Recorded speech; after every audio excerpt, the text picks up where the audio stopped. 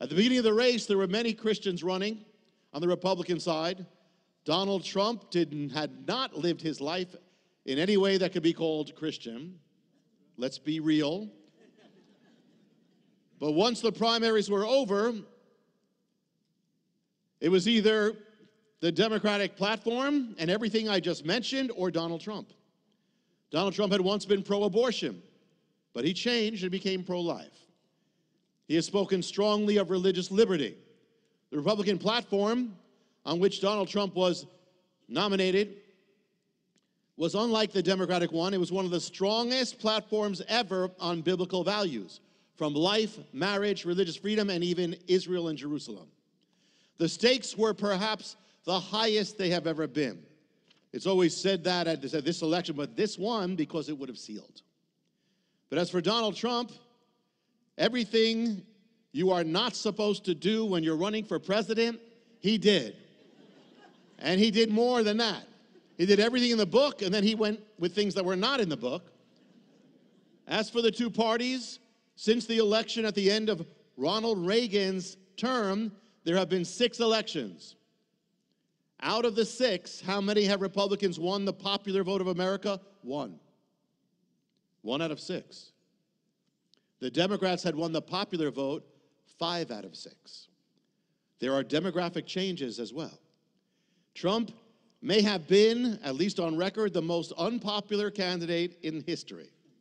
Christians were torn in that his past life in no way seemed Christian. Much of his behavior did not seem or was Christian, but he did commit to most of the key issues, and the alternative was to seal the end. Even the Republican establishment was reluctant to back him or to spend much on his campaign.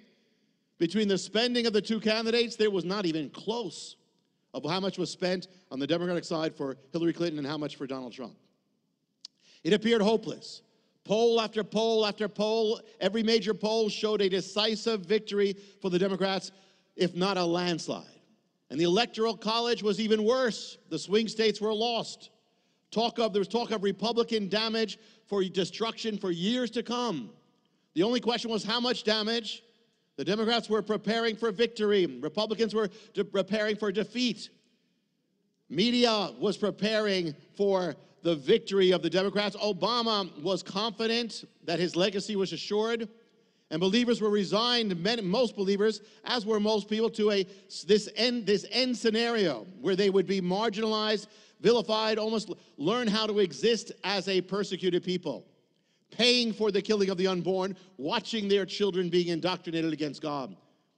I was in Jerusalem when the election took place, and I was expecting to wake up to some news. I woke up, looked at my cell phone, and saw things like Trump surging ahead. And in the morning in Jerusalem, it said on my cell phone, Trump wins the presidency.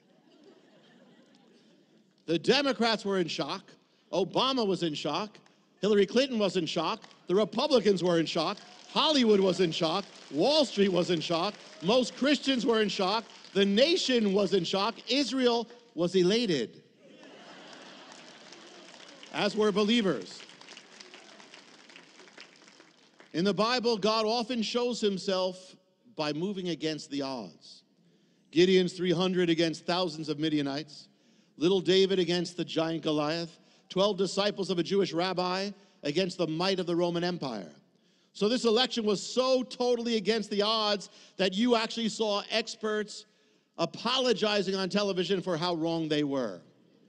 There was an entire fireworks display. They said this was millions of dollars ready to go off by the Democratic Party. That's how confident they were to celebrate Hillary Clinton's victory. They never were launched.